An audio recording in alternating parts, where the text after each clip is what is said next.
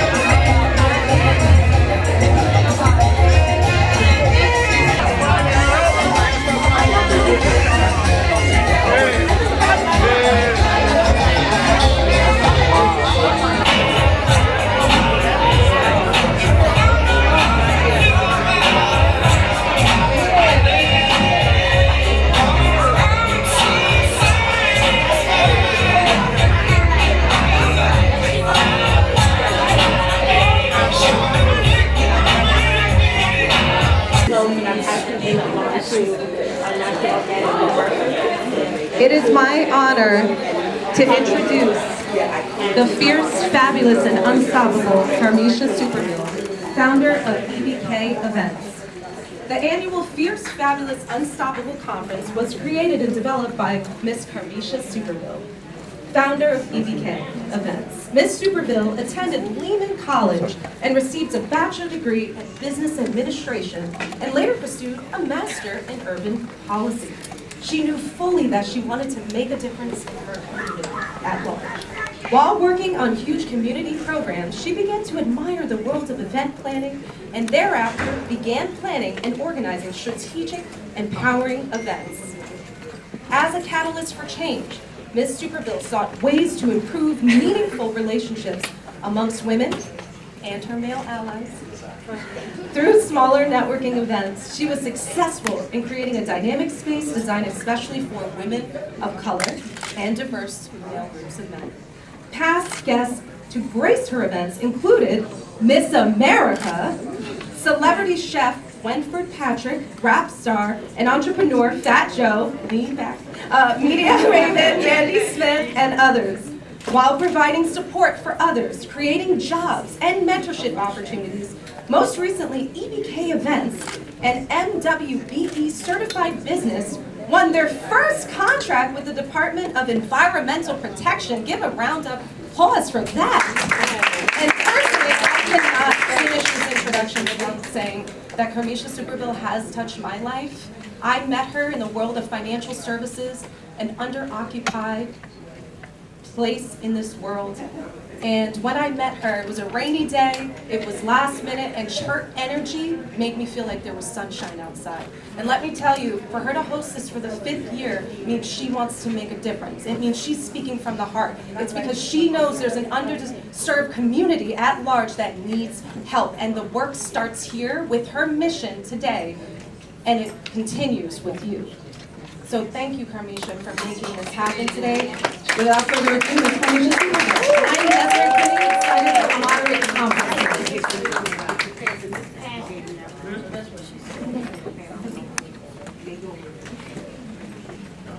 All right, how's everyone doing? All right, I'm excited. Thank you so much for those kind words, Desiree. Desiree and I have known each other for a very long time. As do many of you, my colleagues. I am so grateful and honored to be here with you today. My team is amazing. Give it up to the team. Yes. All right.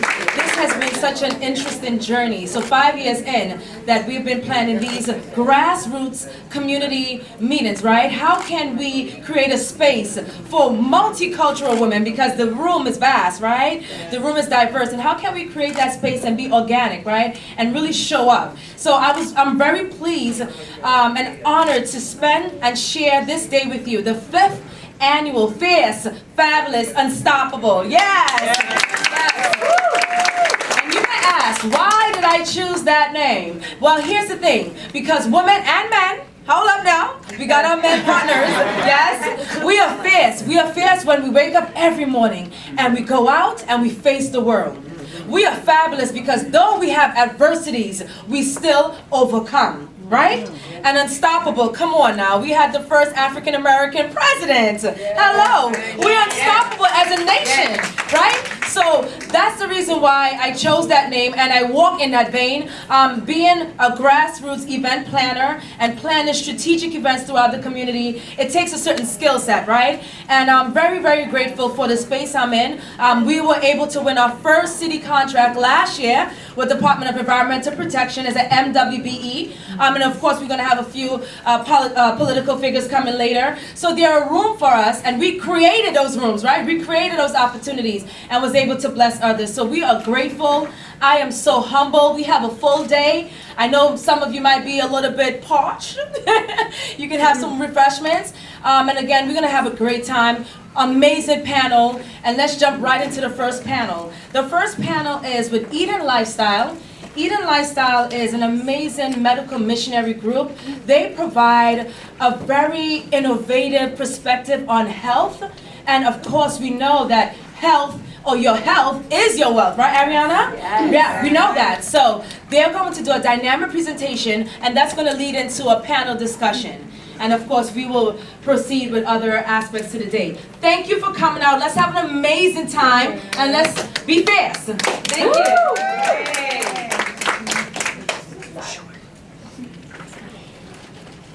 Good morning to all. Good morning. Good morning. I know it's a bit chilly outside and there's not too much sunshine, but I pray that there's sunshine in our hearts. All right? Okay, so this morning, as Commissioner, thank you again for inviting me to be here. Thank you for the privilege of speaking to all of these beautiful ladies and gentlemen. But we will be speaking a little on health. And when we think about health, I'm sure there is a lot of things that could come to your mind. What are some things that comes to your mind when you think of the word health? You think of fitness, maybe you think of peace, maybe you think of, eating the right foods and financial freedom, and the list goes on. There are a number of, words that you could probably think of to describe health, but what really is health? And even when we look at the world that we live in today, when we look at New York City itself, all around us, there are people dying from sickness. We hear of people with heart disease. We hear of people with cancer and diabetes, and people suffering with strokes and Alzheimer's. And maybe we are plagued with these diseases ourselves. So the fact is, we are living in a very unhealthy world. And even when we look at the top 10 killer diseases in America, at number 1, we have heart disease. Heart disease kills over 633,000 Americans every single year. Now, these are just people dying with heart disease. These are not the numbers for people who are currently living with heart disease, or the people who have not even been diagnosed as yet. So there are people dying, and even when we zoom in on those numbers, we have a large number of men, dying from the disease. However, the number of women facing heart disease comes very close to the number of men, almost splitting it half-half. So what does that look like? Over 300,000 women every year dying from heart disease. When we look at cancer, there are over 40,000 women in the United States dying from breast cancer every single year. So the fact is, there is a problem. So what is the solution? How do we find the answer? How do we live a healthy life, even with the healthy environments around us, with everything that we've been facing? Is there really an answer? And to help us to figure out that answer, I want to take you to a place. Let's look at the healthiest people in the world. There is this guy named Dan Butner. He's a researcher, and he did an extensive research on the longest living people in the world. Would you like to know who these people are? Yes. Are you sure? Yes. Yes. So we go to a place called Okinawa, Japan, where people live for very long. There are about 14.6 million people in that specific area. Sorry, 1.3 million people in that specific area, and 740 of these people are centurions, living over, 100 years. That is amazing. We don't have these things, especially in 2019. And then we go to a place called, Ikiara, Greece, where people are living long, healthy lives. We go to a small community in Costa Rica. These people are living up to 100, and they're not living, up to 100 on walking sticks or whatever the case is. They're living long, healthy lives. They're living full, abundant lives. And then what was startling, in the midst of all of that research is a group in the United States of America, one of the unhealthiest countries. I believe we placed number 37 on the list of, healthy countries. That's pretty far down the line. But in the United States, in a place called Loma Linda, California, there is a group of people living a decade longer than the average American. That's amazing. Now, even when we look at these people living long, healthy lives, there is something that they all have in common. Do you want to know what that is? Yeah. There's something that all of these people have in common. One is that their culture, their environment, it reinforces a healthy lifestyle through diet and exercise. Another thing that these people pay attention to is healthy relationships, healthy social relationships, psychological well-being, mental health. Another thing that they pay attention to is that they're all community-oriented, so they have a very cooperative spirit. There is very little strife among those people. And one other thing that they pay attention to is that they tend to their garden. So, in other words, they're physically involved. They do things to keep them active. You see, 90-year-olds, 95-year-olds still in the soil, gardening. And that in itself is a stress reliever. So when we sum this up, these people, they live healthy lives, healthy long lives, because they follow, specific diets. And I'll talk more about that in a little bit. They focus on exercise. They're very family-oriented, very community-oriented. They keep stress at bay, amen? And they also foster healthy social relationships and psychological well-being. Research has found out that every single element that can be found in the dirt, in the soil, can be found in the human body. So they concluded that the scriptural account is not off the mark. Thankfully, we don't have to eat dirt, but the soil, it converts all of the magnesium and the calcium and the iron and every single element that we need for survival and produces it in the form of food so that we could live healthy, happy lives. Now, even as we think about that, like we saw with those people who live the longest, it's not just about what they eat, because you could eat all the healthy food in the world, but you're not at peace with your life and with your surroundings, then guess what? You will still be unhealthy. We are not just physical beings. When you see me, you don't just see hands and feet. You see a person whose brain is functioning to the point that my brain can send signals to say that, hey, this is something that you should say right now. Okay, you shouldn't say that. Okay, maybe you need to speak a little more slowly, or maybe you could go faster. So we're not just physical beings, but we're also mental beings, and not just stop there, but we're also spiritual beings. So the body is not just physical, but mental and spiritual. So even when we look at health, we're not just talking about the things that you eat, but what do you feed your mind with? What do you surround yourself with? Have you done any good today? Did you do something to help somebody else? All of these make up our health and our sense of being. For example, constipation. The average American uses the bathroom once every 3 days. Yes, once every 3 days, the average American uses the bathroom once every 3 days, and that is considered chronic constipation. That's crazy. Now, Science tells us that we're supposed to have a bowel movement for every meal that we eat every day. So if you're eating 3 times a day, you need to have 3 bowel movements. And unfortunately, a lot of us fall off that mark. However, I'm bringing up this point to say that persons who are constipated, research shows that they are more angry, they become, more aggravated, they don't think clearly. So how is it that you're telling me that a physical problem, that food staying in my stomach and, being intoxicated, reabsorbing those toxins into my bloodstream, how is it that this physical problem is affecting my mind? Because every single part of us is connected, and I hope you don't miss that point. So, New Yorkers, when you see people driving crazy on the roads or, slamming the door in your face, forgive them because they're constipated. I encourage you, to take a stand because health is a choice. It does not come by chance. And I pray that you make the choice to be healthy today.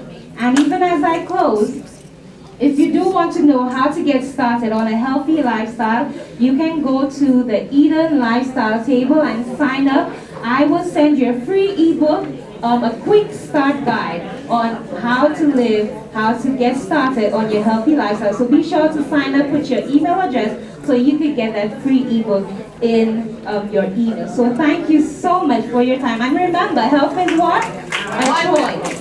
Health is a choice. Let's say that again. Health is a choice. Amen. I encourage you to make that choice. So actually, speaking of Janae, I think I'm going to start with you. You're right in the middle, all branded. So we noticed, Janae, that your health message seems to be more spiritual. Can you tell us a little bit more?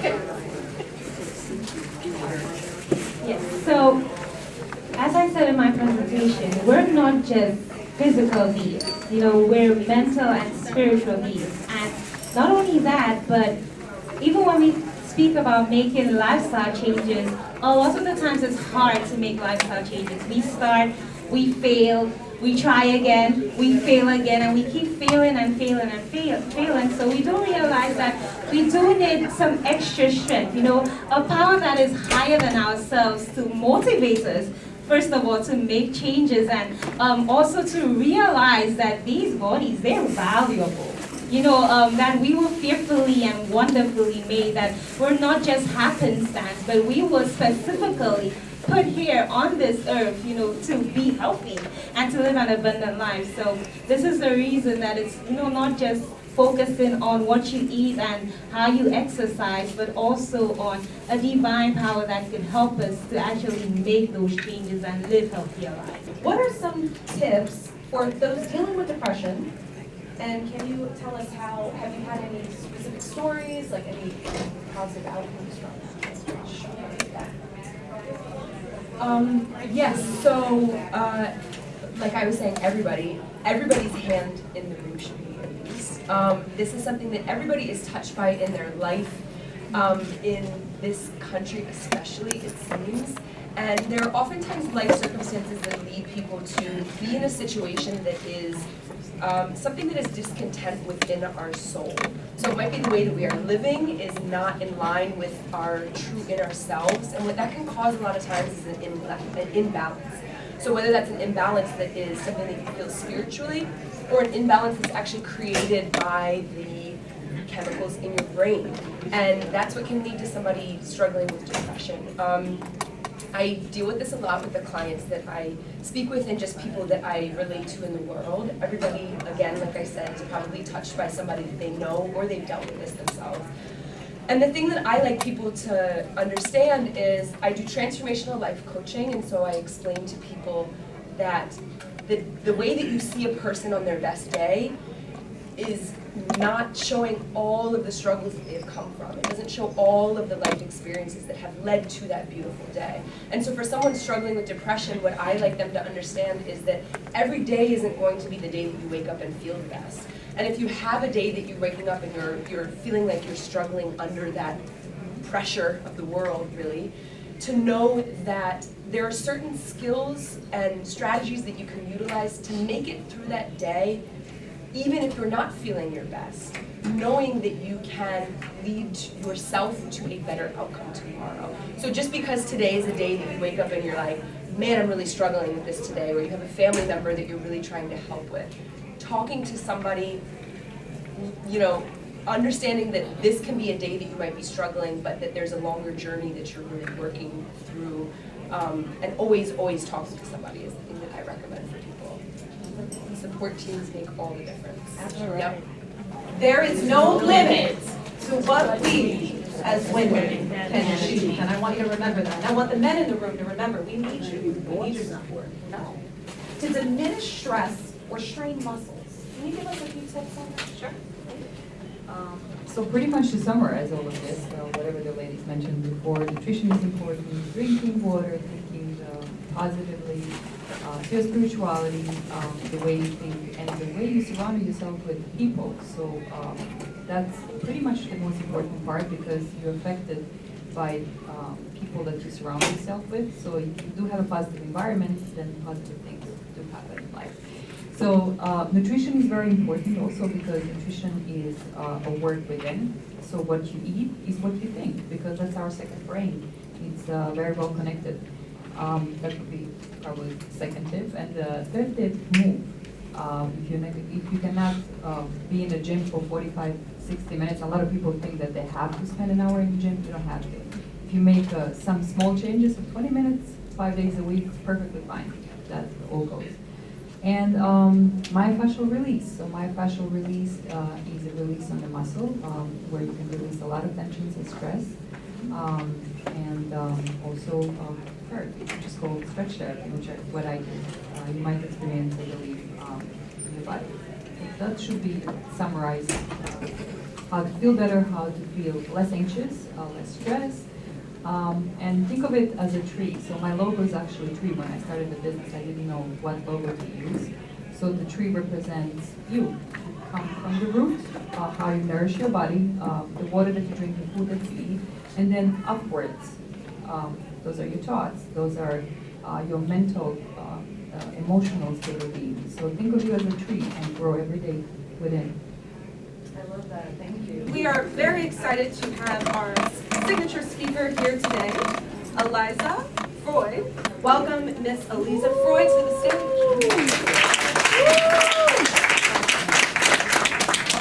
All right, hello everyone. So I'm very excited to be here today, and thank you so much for having me.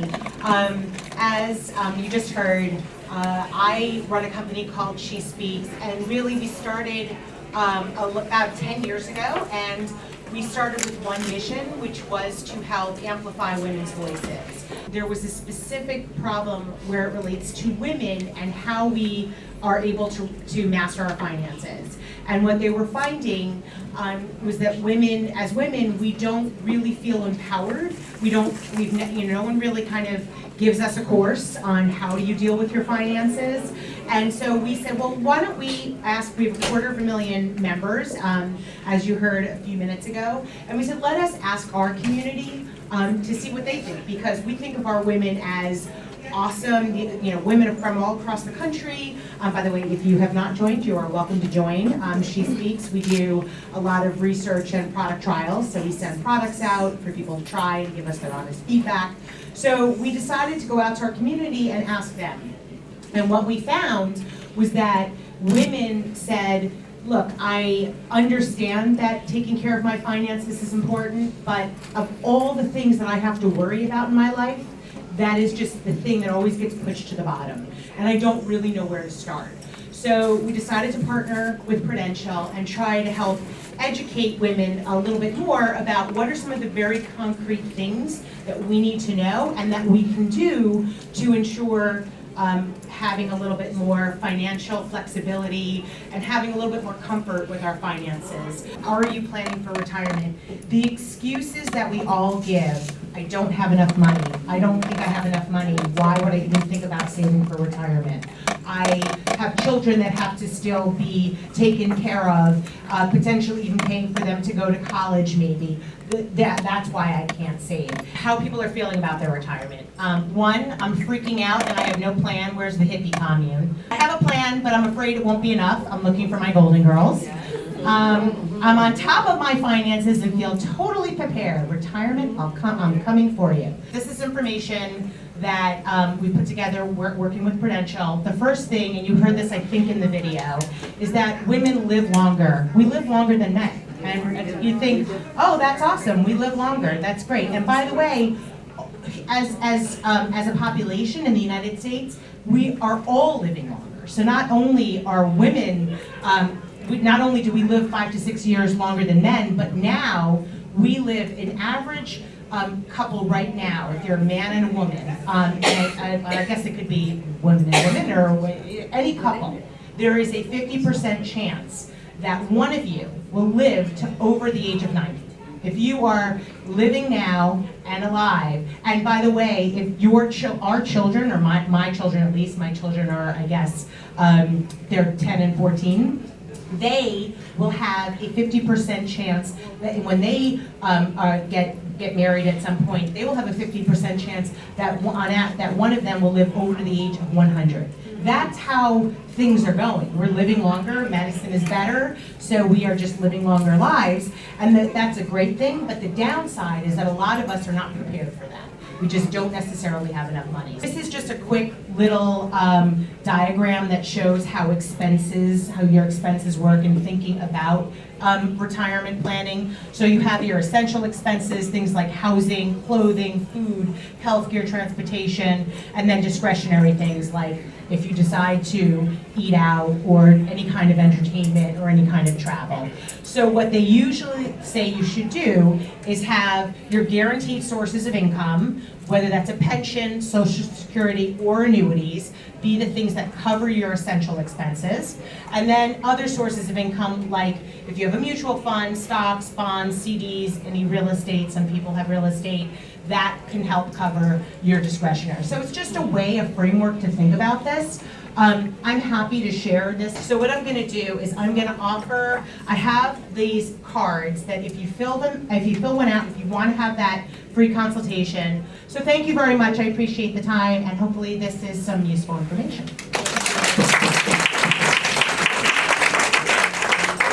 So how much would you advise women to save for their retirement, or why should they think that far ahead? Because I know you gave some great tools and resources, but let's get down to the nitty-gritty. How much?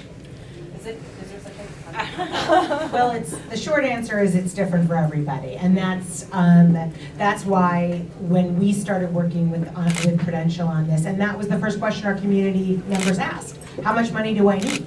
I will say one thing that I learned about as I went through this process, and Prudential has really helped us understand this, is we should all have, if we can, 6 months worth of money set aside.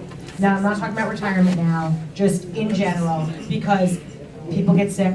I mean, I mentioned a little bit about that, but things happen in life, and having some comfort of trying to have at least 6 months worth of money set aside is the one thing that they say kind of across the board is really important. Now, as it relates to retirement, it depends. Everybody is different.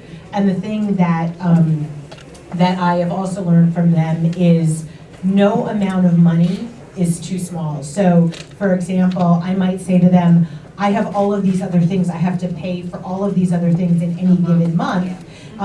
And how do I know how much money I should put aside? And the bottom line is something is better than nothing. And if you start putting it aside, it does add up. Even if it's $50, even if it's if you don't realize it, you just put it away, you put it on the side, and it does start to accumulate. So that's the one thing that that they have said is, don't think that any amount is too small. Something is better than nothing. And that's why they're also offering that free financial assessment, because that's where they can say more specifically, okay, here's your situation. This is what you should think about me.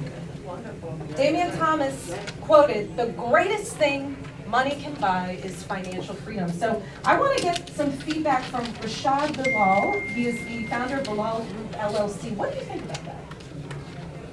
I completely agree with it. That's one of the reasons why I love being an entrepreneur is, of course, money, but money isn't everything. But money really affords you the luxury sometimes to have freedom. And me, freedom is the biggest thing in the world for me. So if I want to just go on vacation, I don't have to ask anybody if I want to go on vacation. I don't have to ask somebody if I can, take my son to a basketball game. I can just do whatever I want to do. I can wake up whenever I want to wake up. So obviously there's a lot of responsibilities with that. But to me, everybody's different, but to me, freedom is the most important thing in the world. So that's something that money allows you to do. Money can also trap you as well if you're not careful, but if you keep things in perspective, money can emancipate you. Money is not my God. Represent today. So this is one of my trademarks. Money is not my God. And I trademarked it because I would go to conferences, and when people said, how did you leave a job where you're making 6 figures, and I was getting, sometimes $500,000 a year, how could you leave that with uncertainty to do something that, you're passionate about? And I said, because money is not my God, right? So one, I made sure that I had a nest, and I had my nest egg, and I knew I had savings. And the second thing I did was make sure that I knew my priorities. So walking away from $500,000, I knew that God would give me more if I believed and I, stayed the course, and He has. So, it took me 2.5 to 3 years, and then I broke beyond what I was getting paid in the corporate world. So, yeah. And I want to stick with you. I was just captivated by her shirt, so I didn't even get to my question. I love that. What's the secret sauce? How have you utilized social media and in-person branding to accomplish these goals? And tell us more about, because we've been talking about investing, we've been talking about savings, we've been talking about wealth, but what about the tax side? People don't consider this side enough. I think it's either it's a fear or knowledge or education, but please tell us more.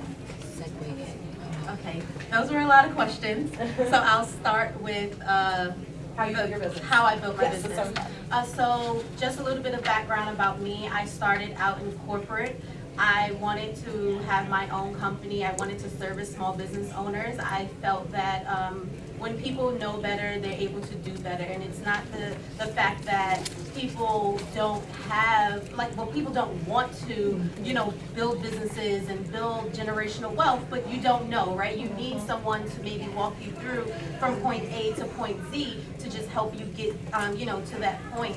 So I started my business, and I met with a client, and we were talking, and I realized that I am not the normal CPA. So I'm a CPA, I'm a certified public accountant, and I noticed that I was not the normal CPA, so I used it to my advantage. And what I mean when I say I'm not the normal CPA, 4% overall between men and women are African American and are CPAs, right? So that was my first advantage. My second advantage was that I was younger, right? And so when I spoke with my small business owners, millennials, or even middle-aged women, they were like, I can connect with you. I can see you. So I started to use that to, pretty much be more of myself, come as me instead of the corporate shell that, everyone wants. And so when I started to show up as myself, and everyone always asks, oh, how did your business grow? I show up. I show up to conferences. I show up on social media. I'm always at a networking event. I'm always collaborating and communicating with people from a client side as well as a mutual, like an investment advisor, right? Or a mortgage broker. That's equally important as building your business. And I also don't forget to market. Marketing, I feel, is the #1 key when you're in business, and a lot of people leave it out because it is difficult. Marketing is difficult. It requires you to be consistent. It probably requires a lot of attention to detail and money, but it's necessary. So the second question was more so about taxes, right? Yeah, just how do you incorporate that into your financial plan? Okay, so one, I want people to think about, I always tell my clients, taxes is your highest expense between property tax, income tax, sales tax, exercise tax, death tax, gift tax. It's so many taxes, right? But it's the number one thing that we consistently ignore and not try to find a way to get around. And the reality is the tax code, there are tax codes, so many of them to help you navigate them. But because people are afraid of the IRS, you don't know how many people I get that come into my office and they're like, oh no, I didn't file my taxes for the last like 3 years because I don't want to deal with the IRS. I was like, well, they're dealing with you, right? So you, like, they have your fees calculated on the back end. They did not forget about you, right? So that's key. You know, like, you have to think about taxes. I think another issue with, and I'll talk about this a little bit more in my segment later, but a lot of times when it comes to small business owners or just business owners in general, we forget the bookkeeping aspect of it. A lot of people do not know where their company is on a day-to-day. So, you know, from a financial planning perspective, you don't know how much your product really should be or how much your service should be because you're not really calculating, or you don't know how much it's actually costing you to push out this product or to push out this service.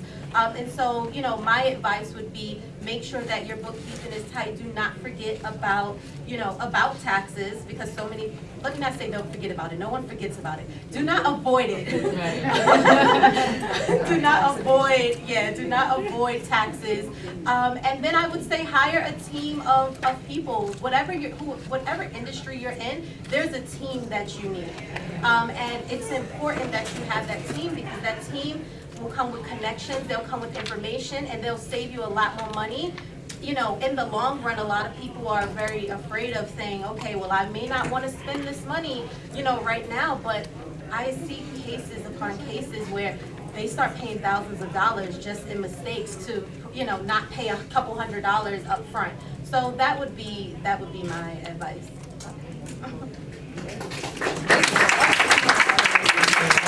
So for those that know, tax evasion is bad. Okay. Next question. We will be honoring Issa J. Sutton with Making a Difference Award. It was presented by Preference Graphics and Printing. They're the ones that did the beautiful program that we have in our hands. And we want to honor Issa J. Sutton. She was appointed to Campus Operating Officer, Brooklyn in 2015. In this role, Ms. Sutton handles day-to-day operation and collaborates with all departments to ensure that policies, procedures, and goals of the campus and the college are met. She also works to build and strengthen partnerships with businesses in the community that support internships for students. Give it up for that. I, Eric L. Adams, President of the Brooklyn Borough of Brooklyn, do hereby confer this citation on Issa J. Sutton. Wow.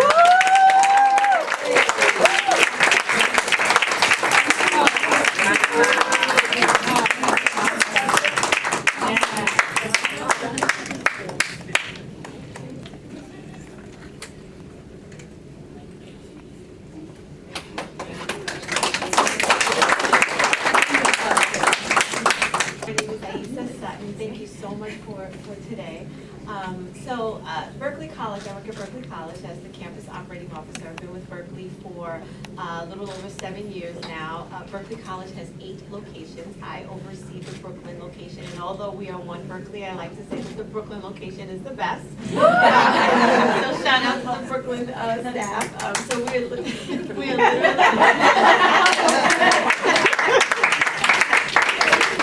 At this time, we welcome Judge Lisa Utley.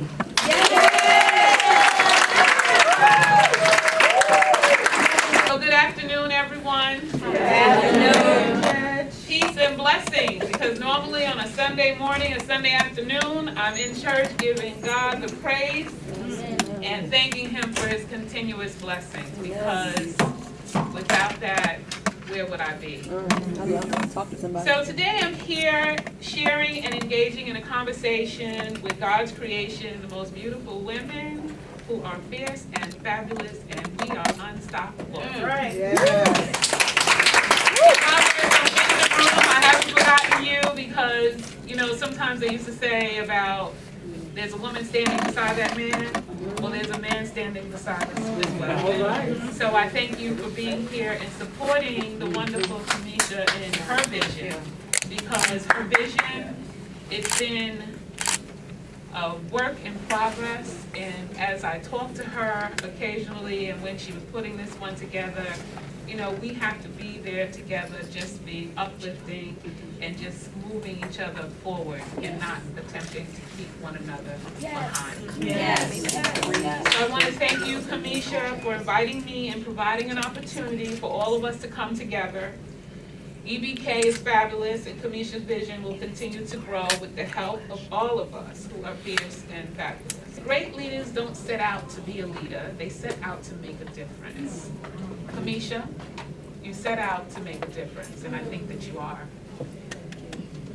It's never about the role, it's always about the goal. So as women, that's where the quote ended, about the goal. So as women, we should remember, helping someone meet their goal is a way to make a difference in the life of that individual. The role you play in helping the next person achieve their goal will and can make a difference. If you play a positive role, you can and will make a positive difference. Support, uplift, and encourage all women to be fierce, fabulous, and unstoppable. Yes.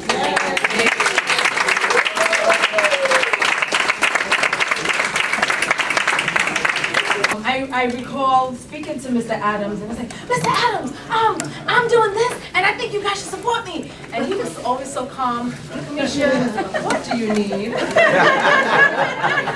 But I must say, from a political standpoint, because sometimes we see politicians, but we don't really see them, right? Yeah. Right.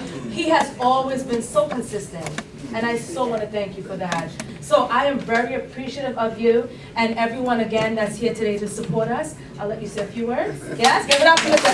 Eric Adams. Thank you so much. I know several people received the procs that we gave out, and just thank you for what you do in a real way. And just two notes. Number one, I am sisters are dear to me. And throughout my entire life, it has always been black women who have been there throughout my entire life. When I was arrested as a child, it was black women who were there and nurtured me through that difficult moment.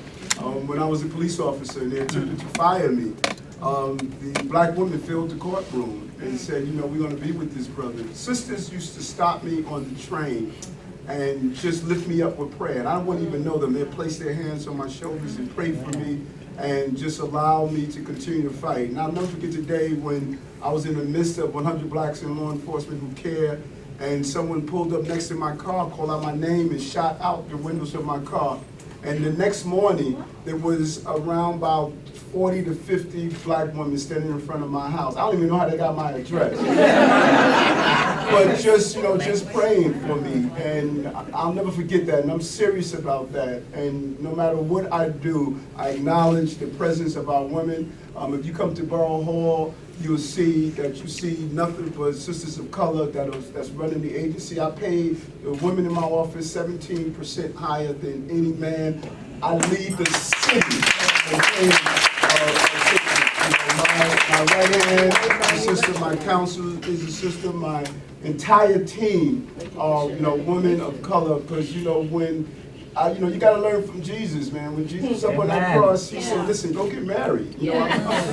Cats will leave you and look at you and just dislike your ascension.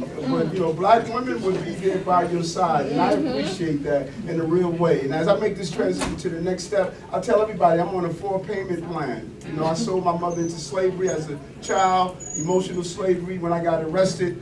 And my goal is to pay her back in 4 installments. The first installment was when I went from breaking the law to enforcing the law and becoming a captain in the police department. The second installment came when I became a state senator to write the law. The third installment came when I became the borough president of Brooklyn, Chocolate City, in here in America. And the final installment paid in full when I become the mayor in 2021. Is Kathy in? So Kathy could not make it, but we do have a representative from the National Action Network. Katrina, is she in? Yeah. Oh, hey, Katrina.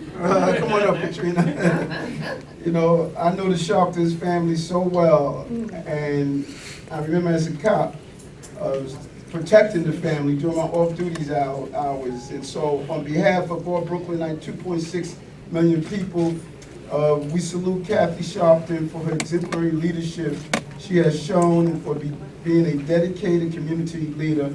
I applaud her for being an influential woman whose major achievements and participation in community activities throughout the year has made a positive and lasting impact. And I commend her for all she has done to make us one city, one Brooklyn. Eric Allen's Brooklyn Borough President. And thank you, Queen, for all that you do, continue to do.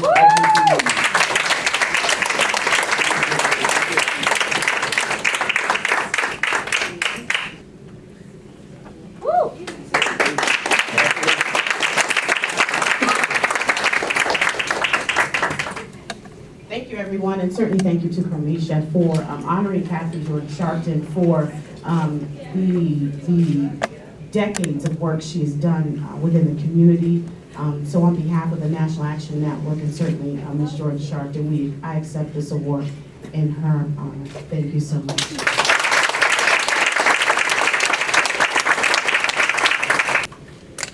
My name is Sonic Keys. I am a radio and TV personality. I'm also a personal brand strategist.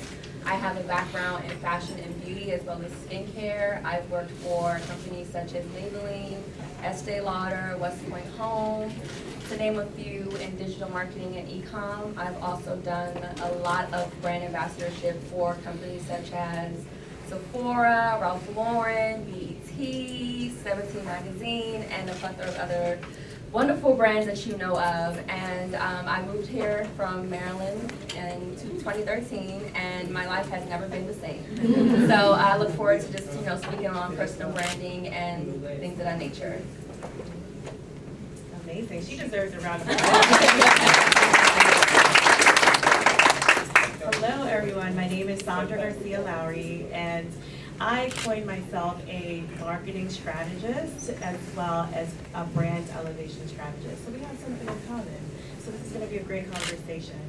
So I've also worked at some really big brands. My background is media sales and marketing before I became a full-time entrepreneur. So I've worked at the Time Warners of the world, CNN Money, People.com. While there, worked on integrated projects with Essence and Style, People en Español, I am Latina, Afro-Latina. So then we also talk about multicultural marketing, right? Because I am dark-skinned Latina. But after my time at the iHeartMedia family, I decided to step out and to run my own business. And I thought that was just going to be more impactful because then I could work with smaller businesses as business owners and help them to strategize and to also build their businesses, get in front of the people that matter in order for them to get some of this pool of money that these larger companies were going after. And so now I am working with a roster of businesses. My most recent success story is a contract with Google. So this month of June, I can actually speak about it. So I will be representing a partnership between Google and JP Morgan. They're opening an innovation lab in Harlem, and I will be Yes.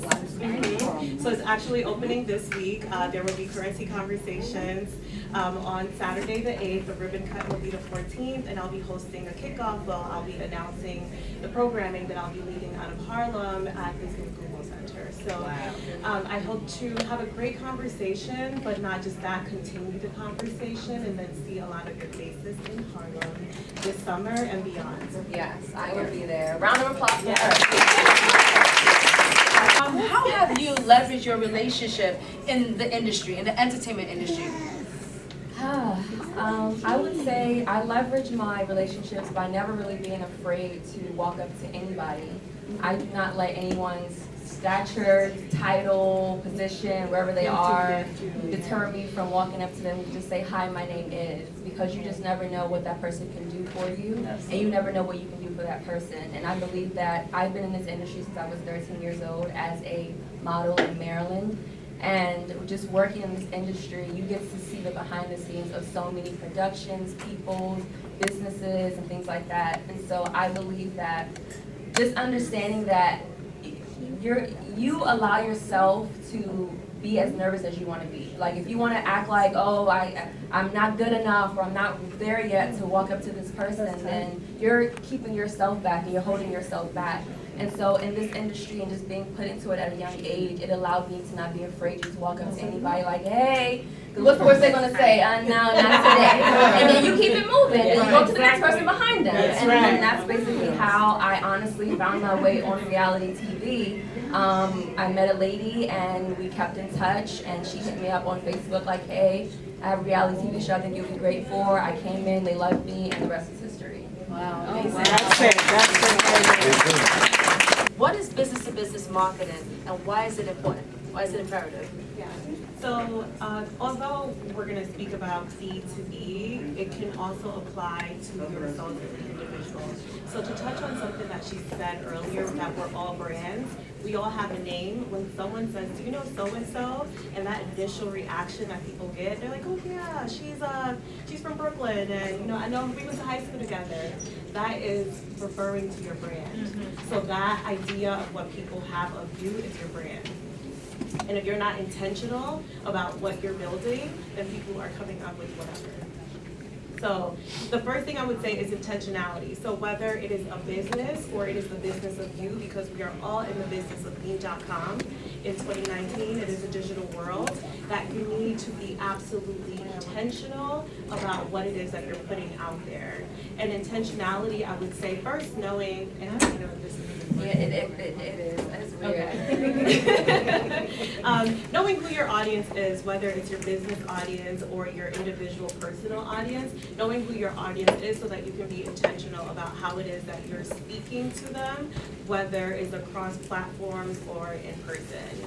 So I would say, like, for example, you mentioned whether you're a cook or if you are in a service-based industry like myself, I am looking to attract other businesses, so therefore I am giving out nuggets on how you can increase your revenue. But I think at the end of the day, it's all the same. It's just how you speak to your audience is different.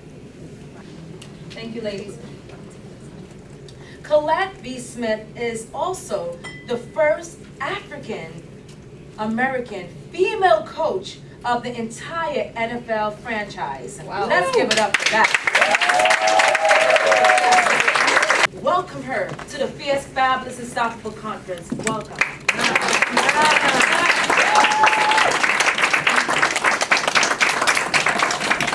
All right, I don't know what's going on with that video right now. But trust me, I'm gonna find a way to get it done. That's right. That's what we're doing.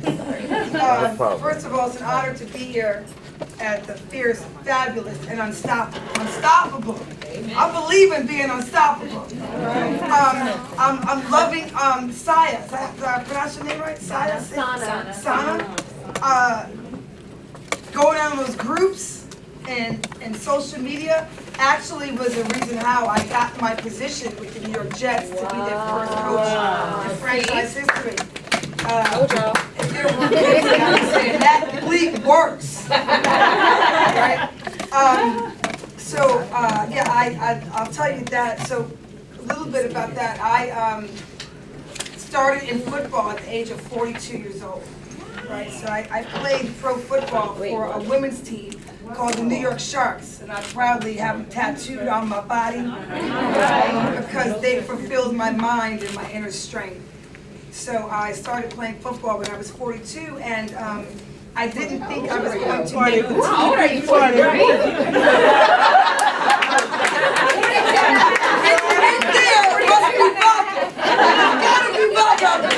The more you drink, the better I look. Thank you.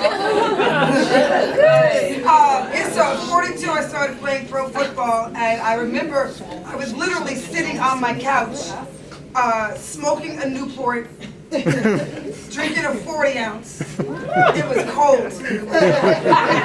It was a cold 45. 3 to 4 minutes. But I worked the real estate market in New York City, and I was a top broker for a top firm called Halstead Property. And I went in there like a wrecking ball, unstoppable and fierce and fabulous. And I told them what I wanted. I demanded things of them, and I got new developments. You have real estate brokers that were trying to get one condo, one co-op, one brownstone to sell. I wanted the whole damn building. So I made that happen. And the market had crashed. And interestingly enough, I was used to being accustomed. If you can't tell, I'm energetic. I'm like, I'm either asleep or I'm wide awake. And so I found that the market had crashed, and I found myself having more time on my hands. And I wasn't used to that. It's not how I operate. It's not how I was raised. And that's when I was smoking a cigarette, drinking a 40 ounce on the couch. And I was messing around the computer, and I came across women's pro football. And I surely was like, this has got to be an error here. Maybe I drank too much of this beer, because I was told I wasn't allowed to play when I was, 10, 11, 12 years old. Today they can't tell you that. You can't play because you're a girl. I'll sue somebody. I'll get honorable judge right here. Well, I stand here not just as a woman, but a proud black woman that tackled these naysayers in a full onset blitz with deep field man coverage. Life is not a level playing field, but I'm proud knowing that I leveled some of it. Isaiah 54:17. No weapon formed against you shall prosper. Change gonna come. And it continues with you and with me. It's God driving me in the direction in which He wants me to go. He is my road map. He is my navigation system. And I'm on autopilot.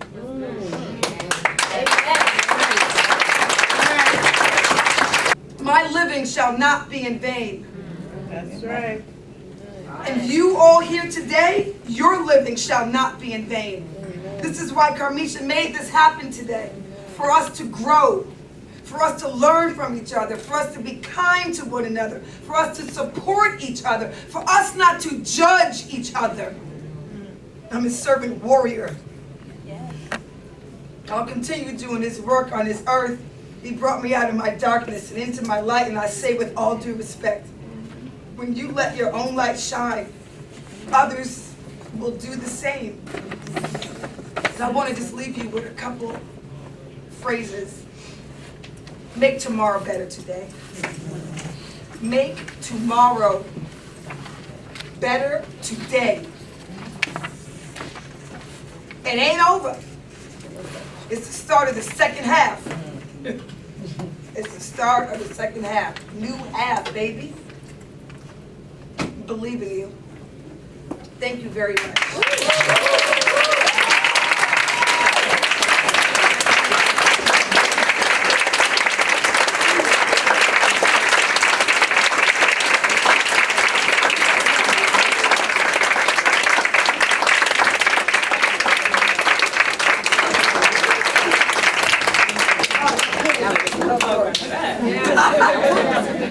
That's funny.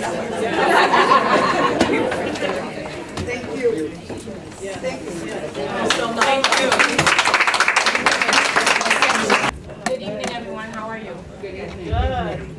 So, first I just want to say congratulations to Carmisha for putting together this conference. This conference helps so many women right here in New York City. So thank you for allowing God to use you in this capacity to do such great things. I want to tell you all to give yourself a round of applause for being here, for investing into this vision and into yourselves. As mentioned, my name is Farrah Lewis. I am Councilwoman-elect for the 45th Council District in Brooklyn that represents Flatbush, East Flatbush, Flatlands, Marine Park, Dippers Park, a little bit of Canarsie, and this mic playing around. Okay. The base of the mic. There we go. So, as mentioned, I'm the Councilwoman-elect. I was elected on May 14th in my district, and I am just humbled and honored that folks in my district would want me to represent them in the city council. I'm going to be very brief because I actually have to go run to an event in the district, but I wanted to share just a little bit of my journey, as some of the wonderful women on this panel will be sharing about their experience, whether it's community, media, marketing, and other various fields. I started off as a journalist. I was that young girl who wanted to be the next Oprah, Barbara Walters, so on and so forth. I love to tell other people's stories. I grew up as a Haitian American young woman, living right here in Brooklyn, seeing my mom struggle, but also seeing her as a social activist, working with 1199, always going to DC and Albany and fighting for rights. And I remember her always saying, do you want to come with me or do you want to go to school? What do you want to do? Do you want to go fight for our rights or do you want to go to school? And I'd be like, yeah, let's go. And I was always I always admired my mom because she was just so passionate about helping other people. She loved to serve, and I get a lot of my qualities from my mom. I love to serve God and serve people. That's always been something that's been very important to me. So now I get to serve a whole district. Starting off as a journalist, I saw myself fighting for other people because I didn't like to see people suffering in silence. I didn't like to see people suffer. So that's why I decided to run for office. Journalism was the pathway that led me into organizing, working with my community. And then from there, I couldn't find a job in journalism. I was always taking these little $20, $50 jobs. We didn't have social media at the time, because if we did, I would have been caking and making a lot of money. And I would have been a reporter. But an opportunity came my way. I ended up working for a local council member. His name is Jamani Williams, who's now a public advocate. And give him a round of applause for giving a young black girl in Brooklyn an opportunity. I didn't have any experience in politics, but he loved the fact that I knew stuff about branding, and he knew that I love media. So he was just like, do this press conference and do that press conference. And I was always, that's why you saw him on TV all the time.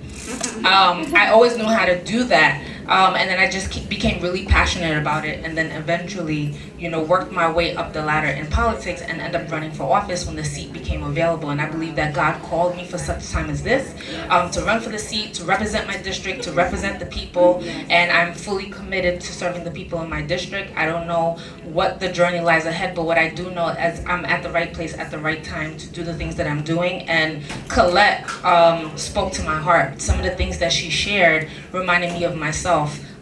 There was no platform where women would support women and mentor and sponsor women.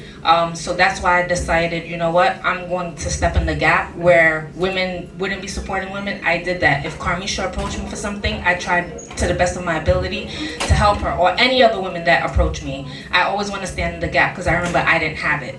So I say all that to say, stand in the gap for someone, support one another, continue to do the phenomenal work that you're doing. Ladies, hope you have an amazing panel. God bless you all and have a great weekend. Thank you. Good evening, everyone. Good evening. Praise the Lord, first of all. And I just want to thank everyone here for coming here this afternoon. And also, just to let you know a little bit about me, I don't want to bore too many people, but I've actually been a community advocate for 48 years. So you can guess my age. Yes, I'm 21, I'll take that. I'm actually involved in a lot of different things. I'm across the city, and one of the things that I do is I try to advocate for other women as well. I do a lot of mentoring, entrepreneurship, and also I am the proud CEO of Power Women and Community Building, something that I do very, very well. Also, I'm also the CEO of Healing Hearts Chaplaincy. I serve on Brooklyn Hospital as their chairman. I'm the 79th Precinct Community Council President, 29 years. And also I'm on a lot of professional women's organizations. So I'm very, very familiar with the branding and just getting out there. And when Kamisha asked me to come in to be a speaker, I told her that I would, most definitely. But I had a very trying week. I actually was in the hospital twice this week, and I wasn't too sure whether or not I was going to make the event. But as God was set fit, I'm here, and I also do a pantry whereas I feed hundreds of people every Sunday. So I'm very, very involved. Community is my life. This is what I love to do, and I still hold a full-time job. I work for sanitation in procurement. Oh, wow. Okay? So I'm a key figure right there. Okay. Now I know. All right. So with that said, I'm going to pass it down because, you know, we're fit for time, right? Set for time. Okay. Any questions? I have business cards, everything. You can see me after. Hi guys, thank you for having me once again. My name is Raquel Coco Mills, Coco being my design name. I am a fashion designer, New York-based fashion designer, and most recently an aspiring actress for the past 3 years. I'm actually writing a book, or in the process of writing the book, where, sorry, I'm a little nervous.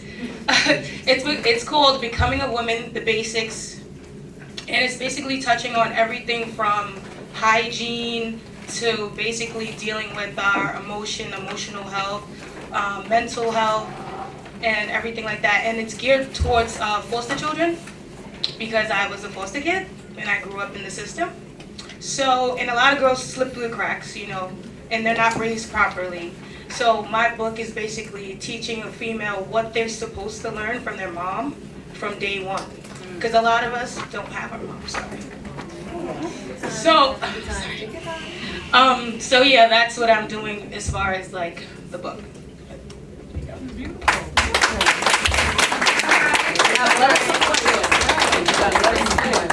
Safe place, for sure. You are beautiful. Hello. Hi everyone. Hello. I'm just gonna pretend because I don't know what's going on with this mic right now. I am Angeliqua McNair. I am the founder of Melanin on Wall Street. It is a professional women organization that connects powerful women of color in the corporate world. Yes, we have 9-to-5 jobs who are career women, whether it's law, finance, banking, and stuff like that. I am also, as of recently, the CEO of a luxury kids spa called Fancy Spatacular. By day, I am a legal professional. I am the senior paralegal of an amazing top law firm in Wall Street, and I handle all the trials. Kanisha, thank you for having me today. I love the whole event and everything like that. And we can, I guess, start your panel. Thank you. Thank you so much. Why is it important for community organizing and especially business owners to integrate with the community? Oh yeah, it's. He's fixing mine. Okay. Well, I speak loud. It's very, very beneficial as a business owner to get in and know what your community is all about. Whether you're a business owner, whether you are doing something different, it's always good to know what your community is all about. Because I wear so many different hats, as a precinct council president, my whole focus is making sure that the community is safe and making sure that the officers do their job. Okay? That's the most important thing. As a former member of the DBNA, which is the doing business with the businesses, I saw the need where the businesses needed to communicate with the community.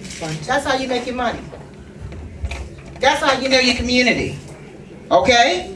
You can't open up a business and do no networking. Don't know your community. How you gonna stay in business? I see businesses each and every day closing their doors. Okay? The rents, especially on Fulton Street, is at least $5,000. Okay? And for black people that own business, that's rough. That's really, really rough. So one of the things that I do as a community advocate, I go out, I meet with the businesses, I support the businesses. Okay? I go to a lot of community affairs. Judge Otley knows me for many years. I supported her on her campaign. I'm out here. I'm in the trenches. Okay? I don't just stay in Brooklyn. I go all citywide. Okay? I opened up a chaplaincy because I was teaching chaplaincy for many years. But I saw that there was a need for the chaplaincy in the communities because it's our people that's up in those jails, and we need to make sure that we have representation up in there. You understand? So one of the things that I do is that I train chaplains. I train people to go into the prisons, train people to go into the hospitals, train people to take care of hospice people. Okay? We all have someone in our families that are going through this. Okay? As a foster parent for 30 years, I raised over 100 children. Okay? Yes. Because I saw that there was a need. And I took care of teenagers. My house was the house for teenagers. So they was in trouble. You know they was in trouble, right? All right. So basically, I've actually helped and assisted so many people. That is what my calling is. That's what my ministry is. Outreach ministry. Okay? So when I was hearing the stories about Miss Smith, about some of the other young ladies and stuff like that, I know those stories. I've actually worked and counseled people through those stories and helped people. Okay? I'm going to tell you this here about a funeral. I attended someone's wedding, husband and wife. 6 months later, the husband kills the wife. The husband kills the grandson. Next thing you know, I'm going to a funeral with 2 caskets there. The guy's funeral, of course, could not be publicized. He ended up killing himself. We are living in trying times. Mental illness is one of the key things that we have to pay attention. People are flipping, people are losing their jobs, people are going through so much. What I'm just letting you know is that I am here for the people. I was with Stacey Abrams a couple of weeks ago. She's doing a big movement. You know, she had a couple of death threats. Okay, when she comes here to New York City, we try to make sure that she has the best protection, and we're gonna be working on some really serious things. But I'm just going to I don't want to be too long-winded because I'm not a long-winded person. But I have business cards. I have a hell of a lot of knowledge for whatever, because I work in so many different circles. Okay, I work very closely with the district attorney's office. Okay, I work with a lot of the politicians. I think every politician pretty much knows Dr. Kim Best in New York City. Okay, so, and if they don't, they should. Okay. What are some tips to break into the industry as a black designer? Any tips? Okay, so the first thing, the first thing you need to do, I know it sounds cliche, but social media is your best friend. Okay, Instagram will get you lit, get your brand out there. But this is the thing, everyone is so focused on celebrities, so you just have to find a celebrity to wear your clothes, and then from there you can basically do whatever you want. As a young woman, as a young black woman, what are some of your challenges? I think some of my challenges is one is keeping a set keeping a set schedule for each component that I do. Yeah. The second one is multitasking every facet that I do, and then the third one is taking time for myself. Oh, yeah. What is your take on that? Should women discuss salary? Is it a wise choice? What is your take on that? I think that's a good deal. I think that women, we should definitely network and discuss salaries. That's very key. I definitely agree that we should speak about it, only because how I started my business, I would have never started my business if I would have continued at an internship that I had that was doing $90,000 worth of work for free. And I had a conversation on my lunch break with this young lady, and she was just like, you know that we're looking for a tech designer, right? I was working at Almost Famous as an intern. And she's like, yeah, you're doing the tech designer's work because he quit, but you're doing it for free. Won't you ask them, can you fill the position? So I went to the head of Almost Famous, and I was like, you know what, I've been here for a while, I'm an intern, I know I'm an intern, but I'm doing the work, why not just hire me? I already just graduated, you know, hire me. And he's just like, no, we're not looking for a tech designer right now. I'm like, wait a minute, I'm doing tech designer work and I'm not getting paid for it. So if I didn't have that conversation on my lunch break with that young lady, I would have never quit. I literally quit Almost Famous and started my company. Wow. And I would have never did that if I didn't have that conversation. So yeah, it might be a little, you don't want to come off like you're bragging, oh, like I make this much, or what do you make? Or what is it called? Pocketbook shaming. So it can come off like that, but no, it's informative. I definitely agree with you. Yeah. Awesome. So Dr. Bess, I will ask if you don't mind that you bless this audience as we close. Okay, let us stand. Amen. Let us hold hands. Amen.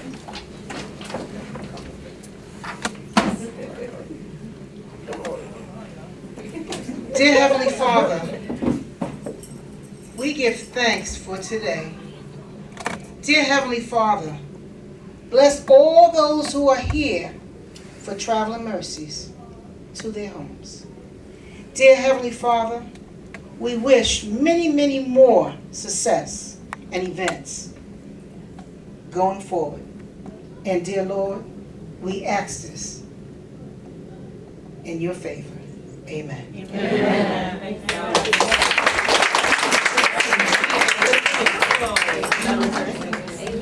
I just want to share something before we all depart.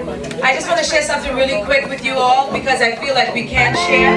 On February 28th, I lost my grandmother. Ruth Phillips, she was my muse. She was the patriarch of our family, for sure. The matriarch of our family. And more than anything, for me, she supported everything. She supported who I am. Who you see today is because she has planted the seeds many years ago. I stand here on her back because